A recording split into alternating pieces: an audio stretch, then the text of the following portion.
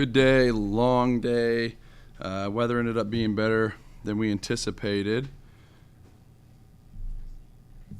Don't know what game I'm looking at. Feels like we can play for 40 hours today. Gavin Van Kimpen was really competitive. Carson Estridge was competitive. Bassinger was incredible in the first game. He threw 5.1 innings on Tuesday and then did it 5.2 innings today, so 11 innings inside of the week. So he was a warrior. Cartsonis went his longest outing that he's ever had as a Mountaineer, was really good. Ben McDougal was great. We didn't have to use Chase Meyer today, which was really good. Offense showed up big. Didn't play Logan Save today after he banged up his shoulder a little bit. And guys continue to step up and play big. It's hard when you lose arguably your two best hitters, but you're still competitive and you put up runs. So really happy about what the team did. The staff did an incredible job preparing for the games, preparing our hitters, preparing our pitchers for the games. Tomorrow get to sleep in and have breakfast with the family, and that doesn't happen very often during the spring. So. Coach, going back to that Gavin Kelly inside the park home run, what was your kind of thoughts on it? Looked like a mad scramble. Yeah, he slid into second, slid past the base, thought he was out, so he was standing in the third base line. So I was screaming for him to start running. So he starts running to third, then they throw it to third, then it hits off the third baseman's glove, and it trickles down the left field line, and then he runs home, then they throw the ball away. So it was a snowball fight. Yeah. How do you motivate the guys to stay locked in as long as they were today? We talk about it from the very first day, just that the game requires attention to detail and focus, and we really started talking about it at BYU after the Thursday night game. We went up 4-0 and lost that game, and we really, emphasized the fact that you have to play 9 innings. And so today, it was kind of the running joke that we needed to play 18 innings hard, 18 innings all day today, and don't give away an inning. Spencer Barnett was great the entire series. He got put in as a filling sub yesterday, got a base hit in that one, and then had a couple hits in the first game today, and then was 4-4 with the game-winning run today, RBI today. And how important is that just to have a guy that's sometimes a bench guy, sometimes you throw him whenever there's a couple of injuries, you just can put him anywhere you really want to. He's great at fielding first, second, third, anywhere you put him. Mm-hmm. How important is that? Really important. He's played shortstop for us, second, third, and first, I believe, this year. And I haven't seen just the Big 12 stats, but he may be our leader in Big 12 play when it comes to batting average. So he's just been extremely consistent. He's a sophomore from Pittsburgh.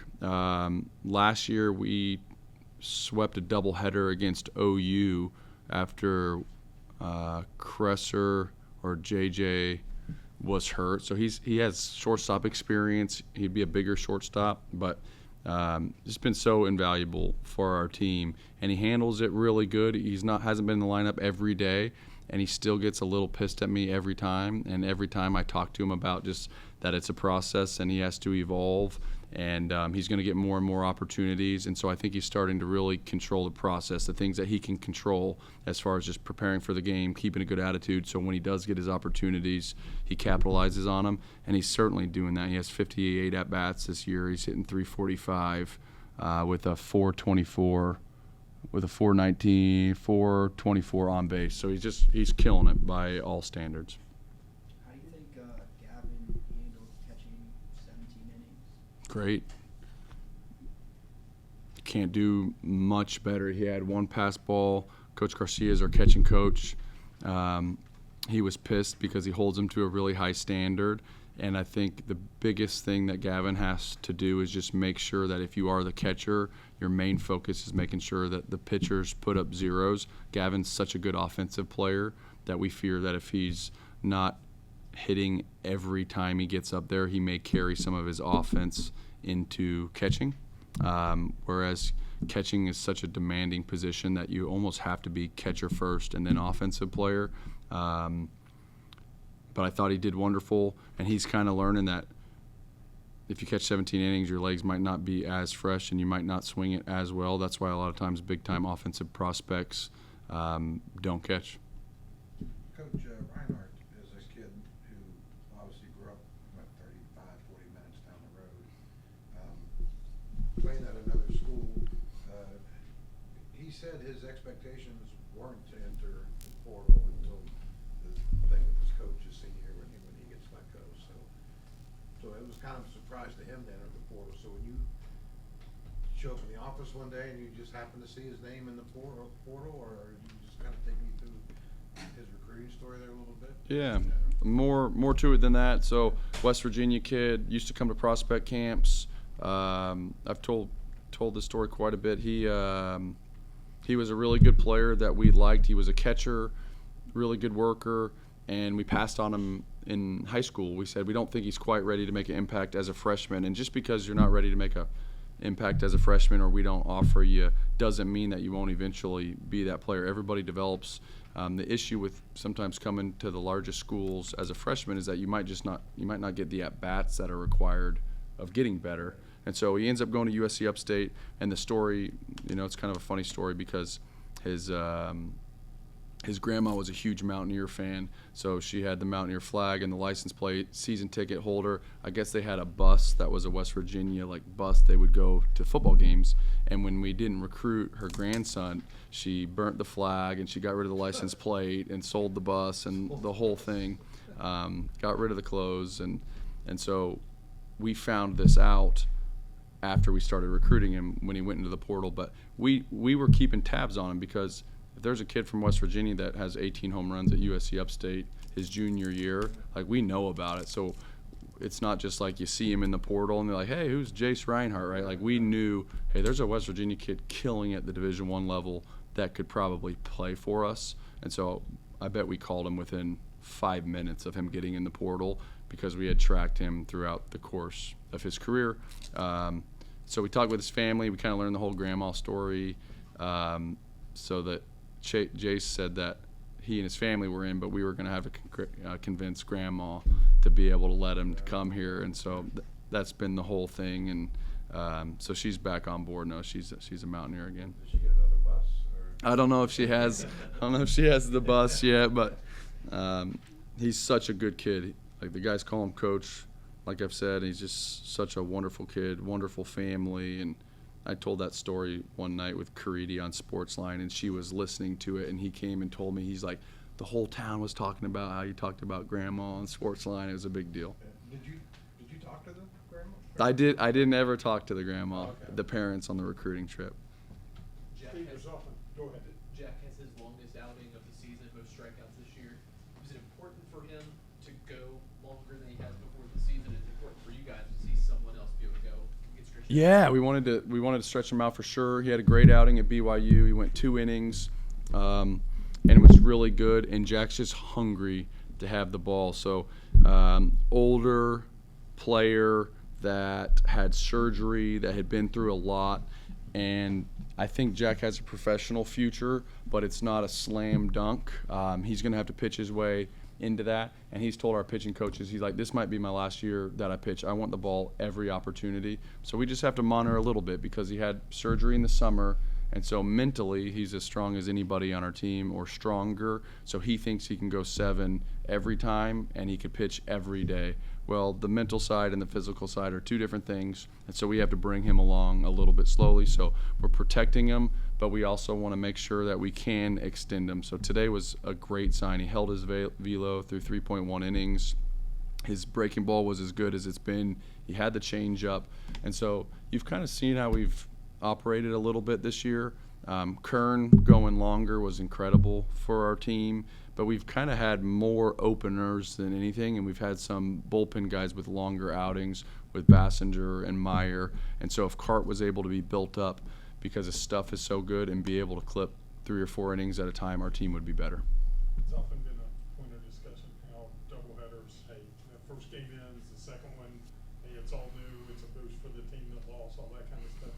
So is it more difficult for players that had a really good first game to keep that going? And I'm thinking obviously of Brody with everything he's been through too, but going 3 for 5 both and just, really raking the ball every at bat. Yeah, that was awesome. I didn't really love it. There's some guys that have flat out earned the opportunities, and with Logan being out, it doesn't give us as much flexibility because of the defensive positions. So there's players that I would love to have played game 2 that are swinging the bat well. Merritt, Lumsden, Valdez, Peraza. You probably would have infused one of those guys just for like a little bit of energy, a little bit new legs. You definitely wouldn't have caught Gavin for 2 straight days. So naturally in that doubleheader, you usually play 2 different catchers.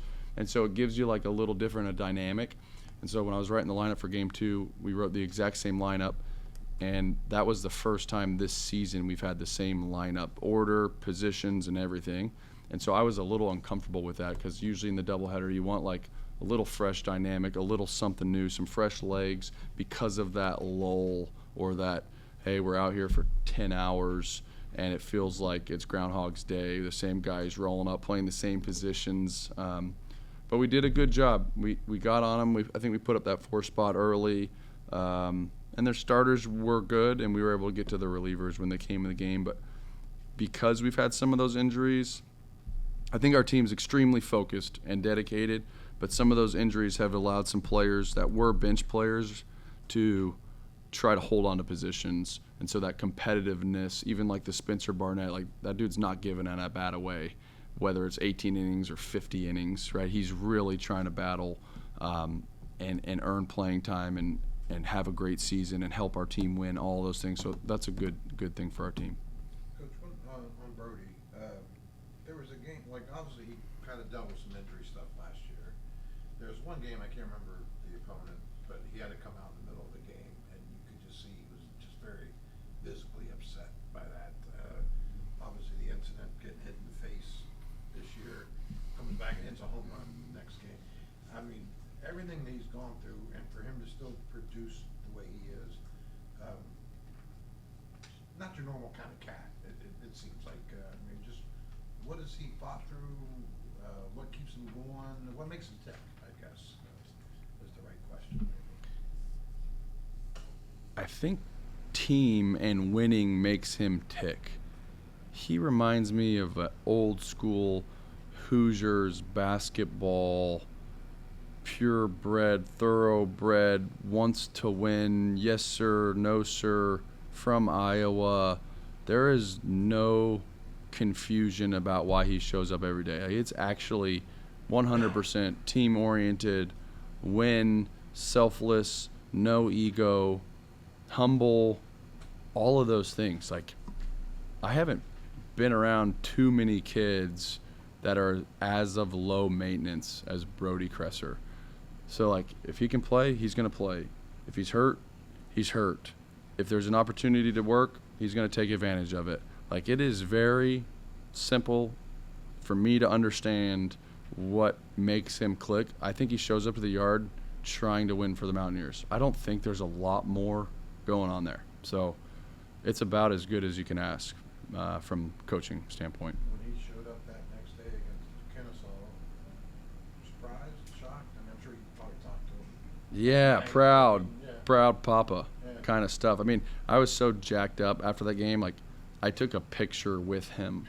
I was like a fanboy after that game with Cresser. I was like, come here, dude. Like, I gave him the lineup and took a picture with him in the dugout, like took a selfie with him. I was like, I was just so proud of you, because talk is one thing, but you only get so many opportunities in life where you're faced with adversity, and your actions will dictate and show what your true character is. And so there's nothing that can be said in those moments. It's just like, guy broke his nose, got it fixed, was in the emergency room till 1 a.m., didn't sleep, showed up, and helped the Mountaineers win. So it's just like, there's no questions about what his intentions are, you know? It's just the proof is in the pudding there. Coach, in game 1, Armani's London, another great fight in the outfield. Played a lot of infield last season. What did you kind of realize, like, hey, he's really good for him? We were recruiting him junior year, and he was a shortstop. And I remember watching him in the Futures games. It's a recruiting event in Atlanta with some of the top prospects. And he He'd played short for Team New York, but they put him out in center field, and he made a play going over his head in center field, kind of like a basket catch. I was like, wow, that was supernatural. And dynamic athlete, explosive athlete, obviously.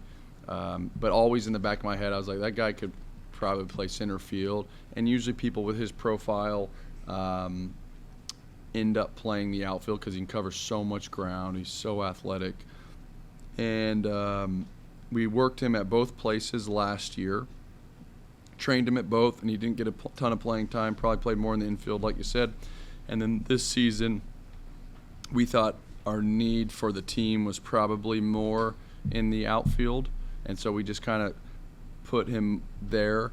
But he still takes infield ground balls before every game with the infielders, and it's kind of his love, and he loves doing that and working that. And who knows, even this year he's played second base this season for us. But maybe next year there might be more of an opportunity for him there. But he's a put me wherever coach kind of guy. He is not confused and always says, like, I just love taking ground balls. So I commend him because we play a lot of different players different places. Gavin Kelly, Sam White, Spencer Barnett, all those players have played infield and outfield. Merritt and Hussey has played first and third and outfield. So we're not afraid to do that. And so he just continues to train because he's like, maybe one day, before the last 3 weeks, Guzman wasn't an everyday player. So he was basically finding an opportunity to get in the lineup by being extremely versatile. And so got to commend a guy who's just willing to do anything and outwork people, because when that opportunity came up, I'll be a second baseman, I'll be a third baseman, I'll be an outfielder. This fall he actually trained at third base more than any position. So he wanted to get in there, so he's trying to make himself good at everything. Obviously, when you have a center fielder that can cover a lot of ground, it helps you defensively. We have two. When you've got another player like Armani Wright, how much does that let you adjust your outfield positioning, maybe your infield, playing guys deeper a little bit more? Yeah. How much does that help you? It's been crazy. I mean, there's been some games when he wasn't out there that it was noticeable. And if you watch closely, like, Armani affects the game positively almost every game, whether it's robbing a home run and throwing a guy out at first, or even late in that game, in game one, their best hitter, robbing that foul ball over the fence, stealing a base. He impacts the game so much without getting a hit. So then when he does get a few knocks, it's like, wow, that's the best player on the field. So he's always like 2 or 3 hits away from being clearly the best player on the field, because he's the best runner and he covers the most ground defensively and he gets some of the best reads in the outfield, and his jumps on the bases are insane. So very, very dynamic player that's turning into a star. He's the definition of pro tools, draft pick, that kind of stuff. He's got a chance to be the next kind of star position player. We have multiple of those, but he's definitely special when it comes to the pro tool side. He finds a way to impact the game nearly every time he's out there, but him and Skyler can cover so much ground. He's played out there enough now where it's not only like the speed, but he starts to read swings, pitches, counts, what guys have done in previous at-bats. The cool part about Guzman that people don't know quite yet is, like, one of the highest baseball IQ guys on our team. So all fall we train and we do video work and we talk to the team about baseball, and we film every practice that we play, and we cut film and we have meetings and discuss it. Whenever you ask Guzman a question about anything, why did you do this, or why should we do that, or what the team doing, Guzman has an answer. Like, extremely sharp baseball IQ guy. It's the right answer. Some of them have an answer. Yeah. So everyone has an answer. That's right. Actually, some of the kids don't have an answer. You are, your next Big 12 series is halfway through the conference play. You're a little bit over halfway, pretty much overall through the season now. Have you begun to look at metrics, RPI, that sort of stuff? Are you a guy that gets into that kind of stuff? And just, if you are, what do you see through the halfway point? Yeah, I don't concentrate on it. My dad will talk to me about it, and I tell him to knock it off. I hate it. That's probably my biggest pet peeve.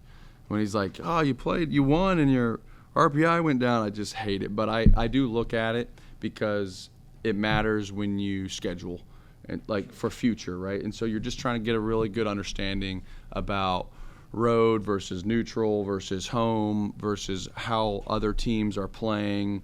The teams that you've played previously, you want them to perform well, so your strength of schedule. So you kind of have a dog in the fight a little bit.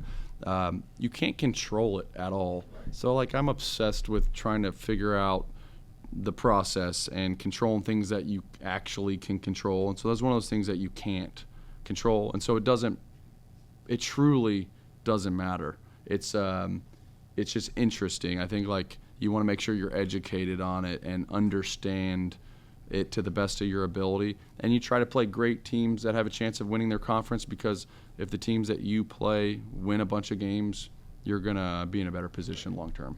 Conference positioning, anything there? No, Too early maybe? too early for sure.